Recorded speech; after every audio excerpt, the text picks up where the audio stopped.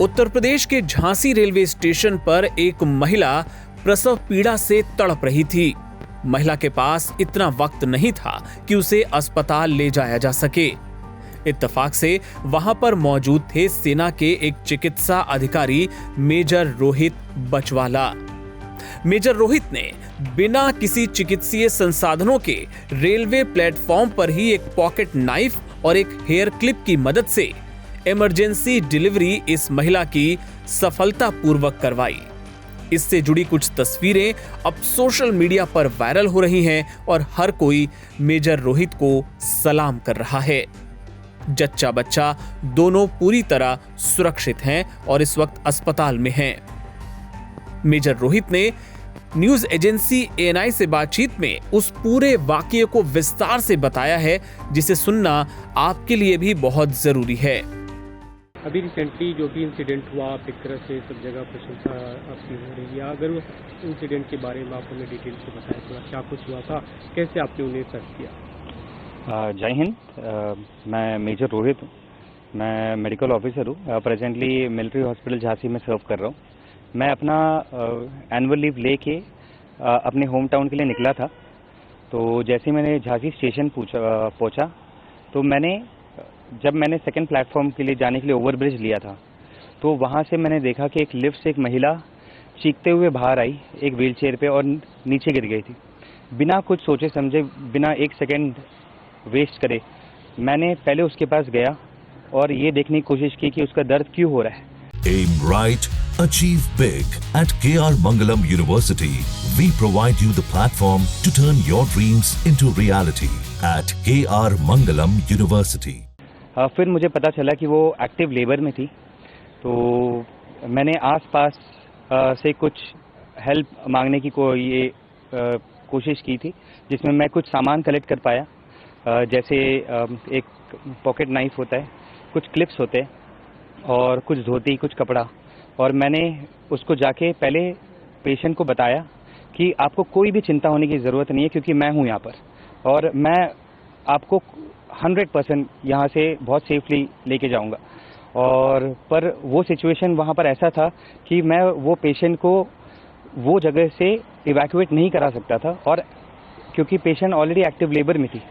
और उसी को देखते हुए मैंने ये निर्णय लिया कि मैं उसका डिलीवरी वहीं पर करवाऊँगा। और फिर जैसे ही मैंने जितना भी अपने क्लिनिकल स्किल्स अप्लाई करके वो बेबी को वहाँ पर डिलीवर किया। कॉर्ड को क्लैम्प करने के लिए हेयर पिन्स यूज़ किए। ये सर्जिकल नाइफ तो था नहीं, तो जो पॉकेट नाइफ था उससे कॉर्ड को सेपरेट किया था। उसके बाद बेबी रिस्पॉन्स नहीं दे रही थी, तो जितना भी मेरे क्लिनिकल स्किल्स थे रिससिटेट करने के लिए, उससे फिर बेबी एक्टिव हुआ। बेबी ने क्राई किया, तो आई वॉज वेरी हैप्पी। मुझे बहुत खुशी हुई उस चीज़ को देखने। पर माँ अभी भी दर्द में थी, क्योंकि अभी उसका प्लाजेंटा ये डिलीवर हुआ नहीं था।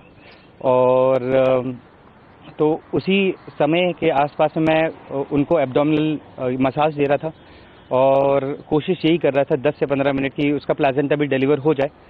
पर ये ना होने के कारण तब तक मेरे पास आसपास से किसी ने ग्लव्स भी लाके दिए। तो ग्लव्स के माध्यम से उनका जो प्लाजेंटा था मैनुअल डिलीवरी करवाया था मैंने। और उसके बाद माँ भी बहुत संतुष्ट थी। माँ बच्चे को देख के बहुत संतुष्ट थी और मैं भी बहुत संतुष्ट था। और वहाँ का जो रेलवे स्टाफ था, उन्होंने बहुत मदद की प्राइवेसी मेंटेन करने के लिए। जो सामान ज़रूरत था वो सामान लेके आने के लिए और माँ को भी इंश्योर करने के लिए, और सब कुछ बस भगवान के हिसाब से बहुत सही और सही वक्त पे सही जगह पे सब कुछ ठीक गया। कभी भी ऐसी ज़रूरत पड़ सकती है? ऐसी सिचुएशंस ये पहली बार नहीं है। मैंने अपने लाइफ में कभी भी जब भी कोई एक्सीडेंट देखा रास्ते में या कहीं पर भी, चाहे मैं ऑन ड्यूटी हूँ, ऑफ ड्यूटी हूँ, मैंने हमेशा कोशिश की है कि वहाँ जाऊँ, उसको एटलीस्ट प्राइमरी ट्रीटमेंट दो और उसको वहाँ से इवैक्यूएट कराऊँ। और ये पहला इंसिडेंट नहीं है। लोग आर्मी को देश में फॉलो भी करते हैं, तो अगर आप उस कहानी को हमें बताएं, तो ऐसा इंसिडेंट अगर हुआ? एक रीसेंट इंसिडेंट ही है, मिलिट्री हॉस्पिटल झांसी के पास ही।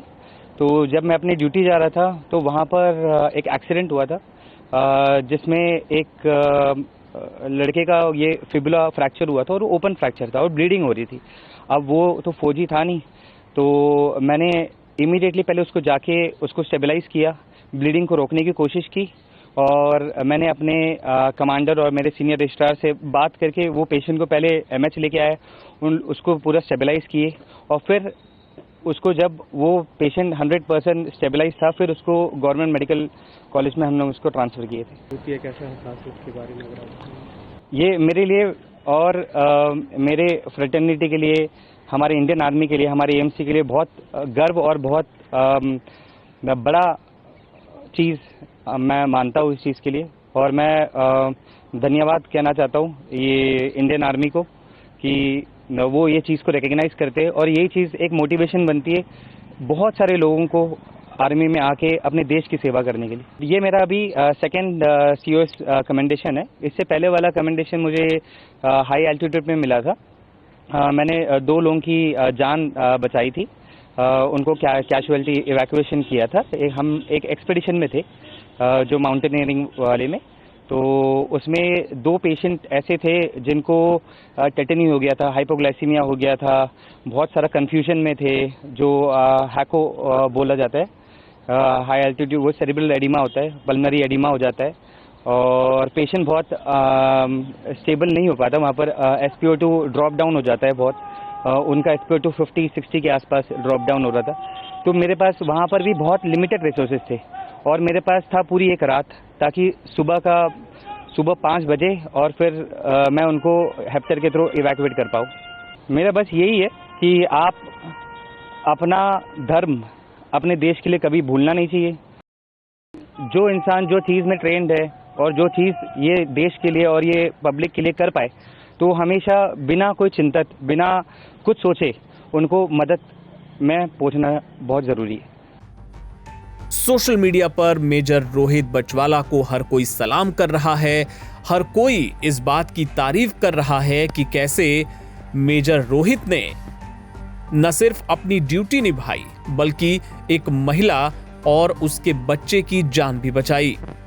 आपको बताएं कि सेना प्रमुख जनरल उपेंद्र द्विवेदी ने भी मेजर रोहित की तारीफ करते हुए कहा कि ये भारतीय सेना के उस जज्बे और सेवा भाव का बेहतरीन उदाहरण है जिसके लिए हमारी सेना जानी जाती है।